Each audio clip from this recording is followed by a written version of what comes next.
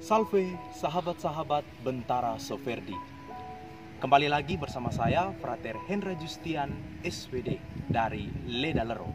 Dalam postingan kali ini saya ingin menjelaskan kepada teman-teman tentang makna di balik penyelubungan salib-salib dan patung-patung dalam gereja Katolik.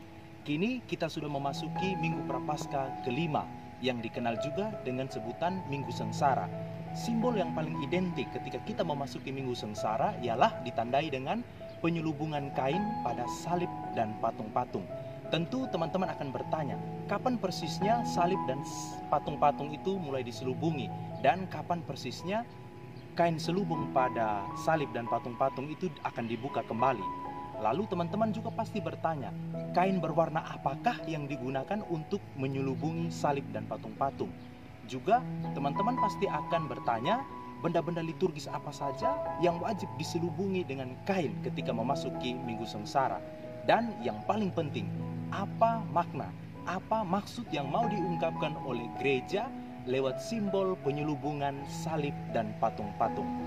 Untuk mengetahuinya secara lebih jelas, simak ulasan saya dalam video ini.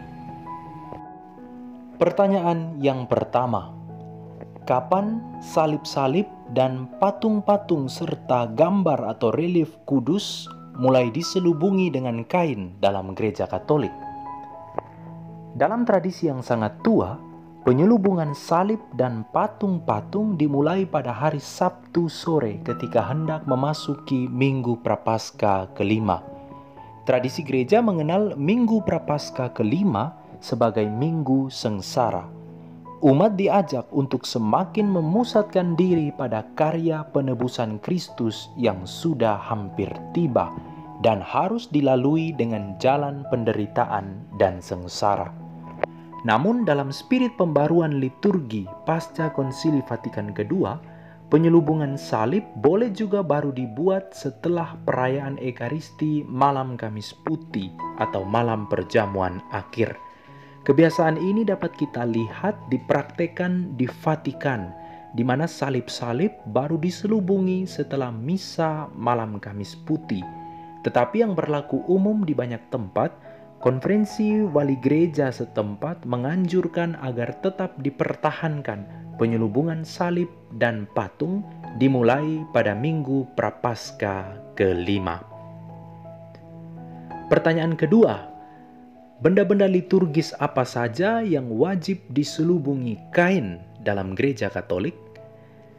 Yang pertama, salib-salib yang memiliki korpus atau badan Kristus yang tersalib. Yang kedua, patung-patung, entah itu patung Yesus Kristus atau patung Santo Santa, para orang kudus, dan para malaikat, juga relief atau gambar-gambar kudus lainnya yang berada dalam gereja. Sedangkan gambar atau relief stasi perhentian jalan salib dibiarkan tetap terbuka. Tidak ada aturan yang menyebut dan menganjurkan atau sebaliknya melarang penyelubungan salib dan patung-patung di rumah-rumah umat. Karena itu boleh juga dibuat di rumah umat sejauh memungkinkan dan membantu umat dalam menghayati misteri penebusan Kristus. Pertanyaan ketiga, kain berwarna apakah yang dipakai untuk menyelubungi salib dan patung-patung? Jika penyelubungan salib sudah dimulai ketika memasuki Minggu Prapaskah kelima, Minggu Sengsara, maka kain yang digunakan adalah kain berwarna ungu. Kain berwarna ungu adalah simbol perkabungan juga pertobatan manusia. Sedangkan jika penyelubungan salib dan patung-patung baru dibuat setelah misa Malam Kamis Putih, maka penyelubungan menggunakan kain berwarna merah seturut warna liturgi Jumat Agung yang berarti lambang darah dan pengorbanan Kristus.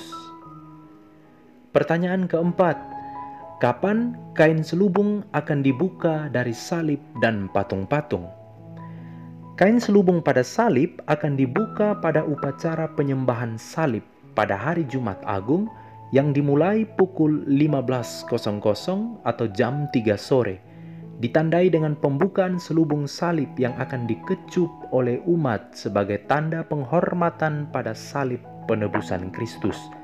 Setelah perayaan penyembahan salib, semua selubung salib-salib lainnya dapat dibuka. Sedangkan kain selubung pada patung-patung dan gambar atau relief kudus lainnya tetap dibiarkan terselubung sampai menjelang perayaan kebangkitan Tuhan pada malam Paskah, sebagai tanda gereja yang masih berada dalam perkabungan menantikan Paskah kebangkitan Tuhan. Pertanyaan kelima, apa makna penyelubungan salib dan patung-patung? Penyelubungan salib dan patung dengan kain berwarna ungu dimaksudkan agar umat Katolik semakin memusatkan diri pada makna agung yang paling penting dalam rangkaian masa Prapaskah, yakni penebusan oleh Kristus Tuhan. Bila sebelumnya umat dibantu dalam doa dengan memandang salib atau patung, maka saat ini umat dihantar pada pengalaman doa yang bersengsara dalam ketiadaan gambaran dan hiburan rohani dari memandang salib atau patung.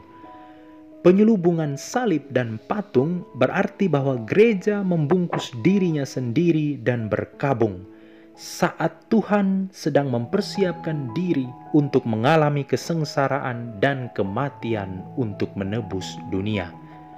Dalam masa liturgi ini, gereja mengesampingkan semua lambang sukacita dan menampilkan dalam kata dan perbuatan kesedihan dan penitensi atau pertobatan yang harus mengisi perbuatan dan kesaksian hidup setiap orang Katolik pada saat-saat merenungkan peristiwa akhir dalam kehidupan Sang Juru Selamat di dunia. Penyelubungan juga bermakna psikologis religius, yakni meningkatkan rasa indrawi manusia untuk membangun kerinduan dalam diri setiap umat Katolik akan misteri Paskah yang hampir tiba. Dengan demikian, praktik penyelubungan membantu umat Katolik untuk lebih memusatkan diri dan pikiran pada hal yang utama dan terdalam, yakni karya penebusan Kristus. Penyelubungan salib dan patung-patung dengan kain dalam gereja Katolik merupakan tradisi yang sudah sangat tua dihidupi dalam gereja Katolik Roma hingga hari ini. Selamat memasuki masa sengsara, merenungkan penderitaan dan wafat Kristus, hingga akhirnya kita boleh mengalami sukacita bersama Kristus yang bangkit dalam kehidupan baru di Paskah yang cerah. Salam Bentara Soferdi. Sahabat-sahabat Bentara Soferdi, sekian penjelasan saya tentang Minggu Sengsara, tentang makna simbol penyelubungan kain pada salib-salib dan patung-patung. Semoga bermanfaat bagi sahabat-sahabat Bentara Soferdi. Salam satu hati aneka wajah dari Ledalero, Bentara Soferdi. Salve!